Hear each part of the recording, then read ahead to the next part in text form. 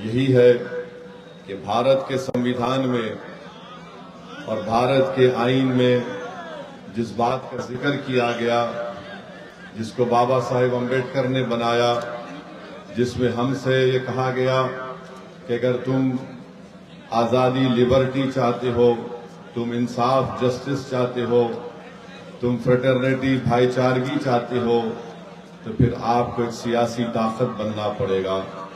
उसी संविधान में उसकी दफा 14 ये कहती है कि भारत में सबको बराबरी के हुकूक मिलेंगे, हिस्सेदार बनाया जाएगा, जिसको हिंदी में सामंता कहते हैं। मेरे अजीज दोस्तों और बुजुर्गों, यही लड़ाई मजलिस इत्तेहादुल मुस्लिमीन की बुनियादी लड़ाई है। हम चाहते हैं कि हमको हमारा हिस्सा मिले। जो कमजोर और मजलूम है उनको ताकतवर बनाया जाए, उनकी लीडरशिप बने, तभी जाकर वो अपने तमाम हुकूक को, अपने मुतालिबात को मनवा सकेंगे। और पिछले 60-65 साल से मजलिस इसी काम पर लगी हुई है। हमको कहीं पर कामयाबी मिली, कहीं पर हमको कामयाबी नहीं मिली, मगर अगर कामयाबी मिली तो हम अल्लाह का शुक्र अदा करते हैं और अवाम से जो हमने वादे किए उसको पूरा करने की कोशिश करते हैं। अगर हमको कामयाबी नहीं मिली तब भी हम अल्लाह का शुक्र अदा करते हैं, मगर हम अपने हौसलों को पस्त होने नहीं देते। यही पैगाम मैं आज इस सरजमीन पर बसने वाले गयूर अवाम को देने आया हूं कि पिछले 5 साल पहले आप और हमने मिलकर बड़ी मेहनत की, हमको कामयाबी नहीं मिली, मगर हमारे हौसले आज भी बुलंद हैं और कल भी रहेंगे। मुझे यकीन है कि इंशाअल्लाह ताला आने वाले विधानसभा के चुनाव में आप अपना एक वोट मजलिस के पतंग छाप के निशान पर बटन दबाकर अपने सियासी शऊर का सबूत देंगे। आज मसरूर आलम साहब हमारे दरमियान में नहीं है, मगर मजलिस को एक उम्मीदवार यहां से खड़ा करना है, तो मैं आपके दरमियान में खड़े होकर इस बात का ऐलान कर रहा हूं कि इंशाअल्लाह ताला इस विधानसभा से अब की बार मजलिस इत्तेहादुल मुस्लिमीन के उम्मीदवार मेरे भाई जनाब शान अली खान साहब रहेंगे। मैं आपसे अपील करता हूं कि आप तमाम मिलकर उनके लिए मेहनत करें, दुआ करें और उनको कामयाब करें, ताकि शेरघाटी के इन गरीब और मजलूम अवाम की आवाज बिहार की विधानसभा में गूंजे। मेरे अजीज दोस्तों और बुजुर्गों, मेरी आपसे अपील है कि मजलिस ने एक ऐसे शख्स को अपना उम्मीदवार बनाया जिसने बहुत जुल्म को देखा। जाती तौर पर उनके घर में जुल्म हुआ, मगर अल्हम्दुलिल्लाह आज शान अली और उनका पूरा परिवार, खानदान बहादुरी के साथ अवाम के दरमियान में खड़े होकर हक की लड़ाई लड़ रहे हैं। तो मेरी आपसे गुजारिश है कि आप मजलिस के उम्मीदवार को अपनी दुआ और अपने वोटों से कामयाब और कामरान करें। वहीं पर मेरे अजीज दोस्तों और बुजुर्गों, शेरघाटी का एक बहुत बड़ा मसला है। पिछले बार जब मैं आया था, शायद इसी मुकाम पर इलेक्शन की मीटिंग हुई थी, उस वक्त भी मैंने आपसे कहा था कि राजद ने एक ऐसे उम्मीदवार को अपनी पार्टी में लाया है जिसका ताल्लुक विश्व हिंदू परिषद से था, मगर आपने कुछ और फैसला लिया। और आज आप देखते हैं कि उस वक्त राजद और तमाम दूसरी सियासी पार्टियां कह रही थी कि ओवैसी को अगर वोट डालेंगे या मजलिस को वोट डालेंगे तो भाजपा जीत जाएगी। बताइए, क्या बीजेपी जीती या आपका उम्मीदवार जीता? यहां से मेरे अजीज दोस्तों और बुजुर्गों, राजद और उसके साथी पार्टियों में इतनी ताकत नहीं है कि वो बीजेपी को रोक सके।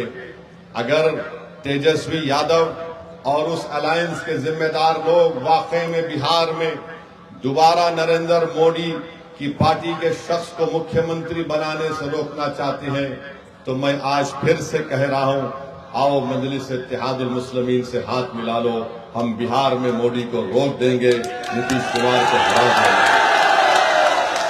अगर आप हमारी इस पेशकश को कमजोरी की निशानी समझते हैं तो ये तुम्हारी नादानी है, ये तुम्हारा बचपना है, ये तुम्हारी वो दूरंदेशी तुम में नहीं है और अगर इसका खमियाजा तुमको भी भुगतना पड़ेगा और कहीं ऐसा ना हो कि बिहार की जनता को पिछले फिर 5 साल उन तमाम लोगों के जुल्म को सहना पड़े। मजलिस ने दिल खोलकर और पूरे इखलास के साथ लालू प्रसाद यादव साहब को और तेजस्वी यादव को खत लिखकर कहा कि आओ हमको सिर्फ 6 सीट दे दो। 5 हमारे विधायक एमएलए तो पिछली मर्तबा कामयाब हो चुके थे, बावजूद इसके कि हमारे 4 विधायक को राजद ने खरीद लिया। उन बेईमानों ने अपनी जमीर को बेचकर अवाम को धोखा किया। हमने आगे बढ़कर कहा कि आओ, मगर अगर वो इसकी कमजोरी की निशानी समझते हैं तो इसकी वो इनकी नादानी है। मगर मैं राजद के लोगों को बताना चाह रहा हूं, ये हाथ जो तुम्हारे आगे बढ़े हैं दोस्ती के लिए, ये भीख नहीं मांग रहे हैं, ये 19% अक़लियतें अपना हक मांग रही हैं। अगर तुम कमजोरी समझते हो तो याद रखो ये हाथ बड़े दराज हैं, तुम्हारे गिरेबान के तार से भी खेलने को तैयार हैं। मेरे अजीज दोस्तों और बुजुर्गों, शेर घाटी में सबसे बड़ा मसला है, जिला यहाँ पर बनना चाहिए। 4 विधानसभा यहाँ पर है। राजद के आपके विधायक को आपने कामयाब किया। नीतीश कुमार मुख्यमंत्री हैं, 20 साल से मुख्यमंत्री हैं, मगर शेरघाटी की जनता चाहती है कि यहाँ पर इसको जिला बनाया जाए, उसको नहीं बना सके। यहाँ के नौजवान के पास कोई नौकरी नहीं है। नीतीश कुमार ने, मोदी ने यहाँ के नौजवानों को, बल्कि बिहार के नौजवानों को इनकी बेरोजगारी, उनका मुकद्दर बना दिया। आज आप देखते हैं कि पलायन होता है। हर नौजवान 17-18 साल का होता है तो उसको अपना घर छोड़कर हिंदुस्तान के कोने कोने में जाना पड़ता है ताकि गरीबी और मुफलिसी का इसका परिवार या वो खुद शिकार ना हो जाए। मेरे अजीज दोस्तों और बुजुर्गों, नरेंद्र मोदी और नीतीश कुमार एक ऐसे बादशाह की तरह है कि अगर कोई नौजवान पानी में डूब रहा है तो बजाय उसको पानी से निकाला जाए, ये दोनों उस पर पत्थर फेंक कर उसको जख्मी करते हैं, फिर उस पर बर्चे मारकर उसको जख्मी कर कर उसको तलवार उसके हाथ में देखकर उसको खींचते हैं। ये इनका तरीका है नौजवानों को बचाने का। यहाँ पर अस्पताल भी नहीं है, यहाँ पर एक अस्पताल भी नहीं है।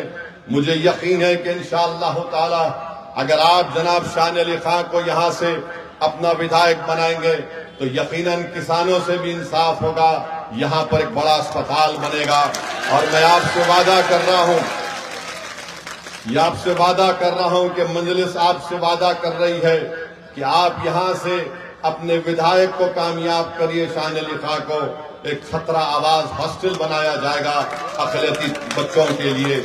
मेरे अजीज दोस्तों और बुजुर्गों, मैं जानता हूं यहां पर माफिया भी है और एक माफिया है लाल पानी का, शराब का एक माफिया है, बालू माफिया है और एक सियासी माफिया है। ये सियासी माफिया सबसे ज्यादा मुज़ीर है। ये सियासी माफिया शेरघाटी के गयूर अवाम को और बिलखुसूस हमारे नौजवानों को समझता है कि इनकी कोई हैसियत नहीं है। इनकी हैसियत इतनी है कि इनसे वोट लो और इनको भूल जाओ। मैं उस सियासी माफिया से कह रहा हूं कि इंशाअल्लाह ताला अब की बार शेरघाटी का नौजवान, अब की बार शेरघाटी की हमारी माँ और बहनें, अब की बार हमारी शेरघाटी की बुजुर्ग तुम्हारी दुकान को बंद करके उसको ताला लगाकर उसको पानी में फेंक देंगे, नदी में, क्योंकि ये सियासी माफिया आपको हमेशा इस्तेमाल करता है और इलेक्शन के बाद आप तमाम को भूल कर चले जाते हैं।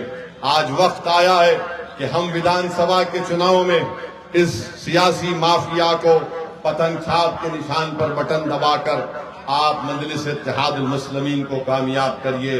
बीजेपी को और नीतीश कुमार को रोकना है, हर तरीके से रोकना है, जमहूरी तरीके से।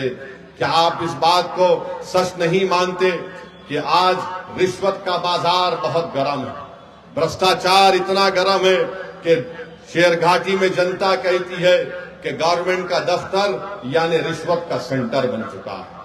अगर कोई म्यूटेशन कराने जाता है तो उसको कम से कम 1600 रुपए से 3000 देना पड़ता है।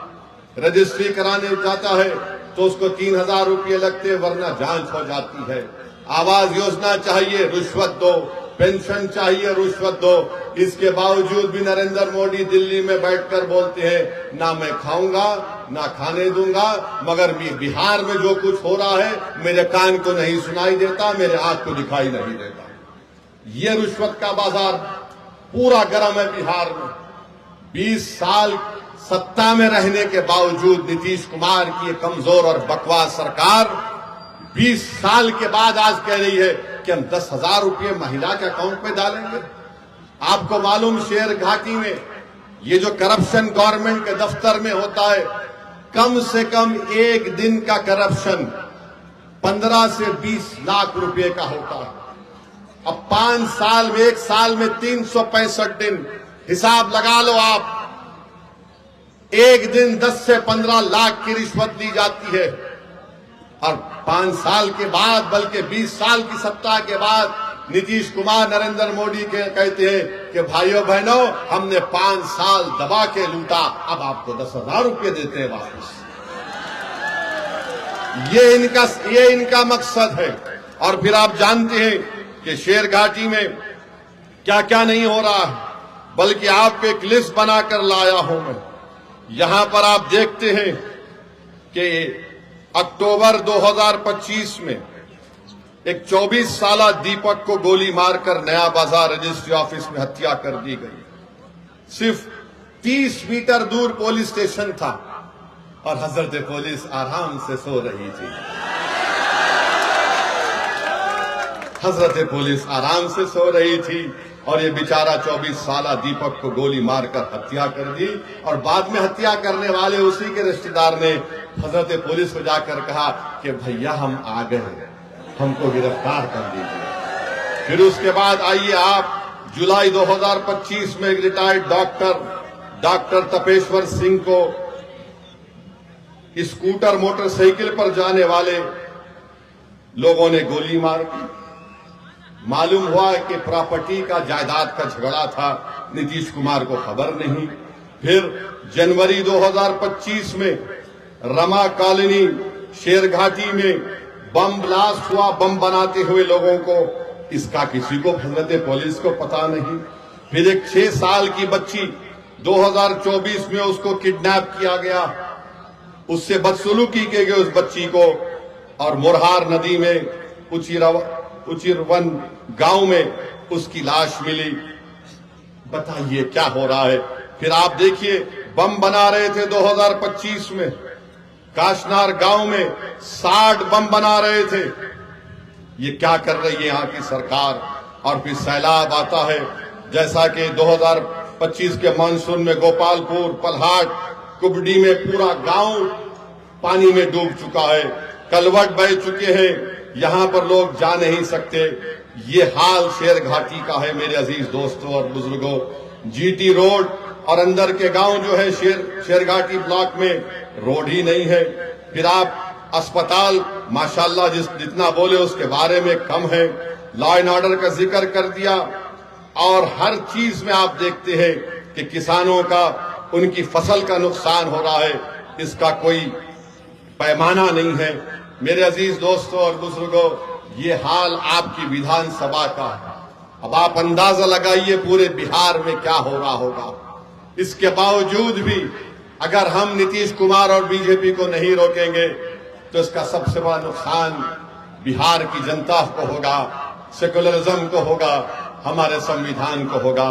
और मेरे अजीज दोस्तों और बुजुर्गों, सबसे शर्मनाक हरकत हमारे भारत के सुप्रीम कोर्ट में हुई कि एक शख्स जिसका नाम रोशन राकेश किशोर था, इसने चीफ जस्टिस के इजलास में कोर्ट नंबर 1 में चीफ जस्टिस के सामने जूता उतार कर फेंक दिया उसके कोर्ट में। इसका नाम क्या था? राकेश किशोर। हमारे भारत की सबसे बड़ी कोर्ट, सुप्रीम कोर्ट के जज जो है वो दूसरे दलित जज हैं।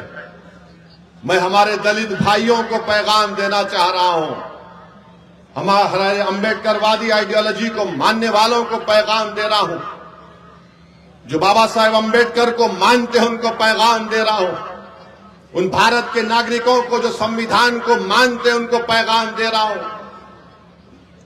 ये तारीखी सरजमीन में खड़े होकर बोल रहा हूं, चीफ जस्टिस ऑफ इंडिया के कोर्ट में एक शख्स अपना जूता उठाकर चीफ जस्टिस के कोर्ट में फेंकता है। मेरे भाई आप बताइए क्या हो रहा है? और जब उस शख्स ने नारा क्या लगाया, सुप्रीम कोर्ट के चीफ जस्टिस के इजलास में नारा क्या लगाया कि सनातन धर्म का अपमान नहीं सहेगा हिंदुस्तान। उसने नारा लगाया और अपनी जेब से उसके कागज भी निकला, उसमें लिखा था कि सनातन धर्म का अपमान नहीं सहेगा हिंदुस्तान। हम मोदी से पूछना चाह रहे हैं, मोहन भगवत से पूछना चाह रहे हैं, नीतीश कुमार से पूछना चाह रहे हैं, बताओ इस शख्स में इतनी हिम्मत कैसे आई कि वो सुप्रीम कोर्ट के चीफ जस्टिस के इजलास में जाकर जूता उठाकर भारत के दूसरे दलित चीफ जस्टिस ऑफ इंडिया की तरफ फेंके। नरेंद्र मोदी 11 साल आपके प्रधानमंत्री की मौजूदगी में नहीं की, हम मानते हो सही नहीं था, मगर दिल्ली पुलिस को क्या हुआ? दिल्ली पुलिस 100 मोटर एक्शन ले सकती। और मैं आपको बता रहा हूं, देश को बता रहा हूं, जब हमारी संसद पार्लियामेंट में 2 नौजवान कूद गए संसद में, याद है? कूदे थे। कूदने के बाद एक धुआं उन्होंने छोड़ा, उन पर अनलॉफुल एक्टिविटीज प्रिवेंशन एक्ट लगाया गया। भारत के प्रधानमंत्री, दिल्ली की पुलिस आपके मातहत आती है और आप खाली एक बयान दे दिए, ये बहुत गलत हुआ। अरे आपको तो ये करना चाहिए था कि आप उस शख्स पर जिसका नाम राकेश किशोर है उस पर यूएपीए लगाते। यूएपीए लगाते, पुलिस खुद से कंप्लेन कर सकती है। अगर उसका नाम राकेश किशोर नहीं होता, उसका नाम असद होता, क्या करते पुलिस? बीजेपी वाले उसको बोलते उठाओ, कनेक्शन मां से है, पड़ोसी मुल्क से आया, आईएसआई, आईसिस, क्या क्या खोलते थे। और ये शख्स कह रहा है कि सनातन धर्म का अपमान नहीं सहेगा हिंदुस्तान। मोदी जी, फर्क उसमें और दूसरों में यह है कि जिस जगह पर मस्जिद को शहीद कर दिया गया था, कोर्ट का फैसला आया कि किसी ने नहीं तोड़ा। सुप्रीम कोर्ट का फैसला आया कि मस्जिद तुम्हारी नहीं है। सुप्रीम कोर्ट का फैसला ट्रिपल तलाक के बारे में आया। सुप्रीम कोर्ट का फैसला कई चीजों पर आया। हालिया यही सुप्रीम कोर्ट ने इंटरिम ऑर्डर दिया वक्फ कानून के ऊपर, जिससे हमको नुकसान होगा, मस्जिदों को नुकसान होगा। मगर जो संविधान को मानते हैं, जो संविधान को मानकर ने कहा कि हम कोर्ट के फैसले से खुश नहीं है, यह फैसला गलत है। क्या हमने धर्म का नाम लेकर किसी पर जूता उठाया? बताओ ये लोग कौन है? ये वो लोग हैं जिनको नरेंद्र मोदी की हुकूमत ने ताकत बख्श दी। ये वो लोग हैं जिनके दिलों में जहर उगल दिया गया। ये वो लोग हैं, आज भी ये राकेश किशोर बोलता है कि मुझे किसी चीज की परवाह नहीं है, मुझे कोई गम नहीं है कि मैंने चीफ जस्टिस ऑफ इंडिया के सामने जूता उठाकर फेंका। ये क्या हो रहा है हमारे देश में? इंसाफ की जगह पर इस तरह की हरकत हो रही है और दिल्ली की पुलिस उसको गिरफ्तार भी नहीं करती। मुबारक हो तुम्हारी बहादुरी पर, मुबारक हो कि तुम खामोश बैठे हो। अरे अगर चीफ जस्टिस कंप्लेन नहीं करते तो तुम तो एक्शन ले सकते थे, लेकर जाते हो उसको। उत्तर प्रदेश में बच्चों को पकड़ा जाता है, पीटा जाता है और पुलिस की गाड़ी से उतारकर उनको बोलते हैं कि कान पकड़कर माफी मांगो, क्योंकि उसका नाम राकेश किशोर है। क्या तुम्हारा बाप लगता हो? तुम्हारा ससुरा लगता हो कि तुम उस पर केस नहीं बुक करते? और कोई पोस्टर उठाता है तो 1300 लोगों पे केस बुक हो जाता है, 40 गिरफ्तार हो जाते हैं। सुप्रीम कोर्ट के चीफ जस्टिस के कोर्ट में जूता फेंकता है और ये लोग कोई केस रजिस्टर नहीं करते, पकड़ना तो दूर की बात। ये इंसाफ है, ये हमारे मुल्क का माहौल है, जिस देश के लिए हमने और आपने क्या क्या हमारे बुजुर्गों ने कुर्बानियां दी। दलितों को रुसवा करने की कोशिशें की जाती हैं, हम दलित भाइयों से कह रहे हैं कि पहचानो इन लोगों को। बीजेपी तुम्हारी दोस्त नहीं बन सकती, मोदी तुम्हारा हमदर्द नहीं बन सकता। भारत की तारीख का दूसरा दलित चीफ जस्टिस ऑफ इंडिया है। ये चीफ जस्टिस ऑफ इंडिया के वालिद जो थे, उनके वालिद जब बाबा साहेब अम्बेडकर ने हिंदुइज्म को छोड़कर नागपुर में बौद्ध मजहब को इख्तियार किया तो इनके वालिद साथ थे बाबा साहेब अम्बेडकर के। मेरे भाई, ये हालात है वतन अजीज के। मैं आपसे अपील कर रहा हूं कि आप मुत्तहिदा तौर पर अपने के कोर्ट का इस्तेमाल करिए। राजद की जो आज की लीडरशिप है,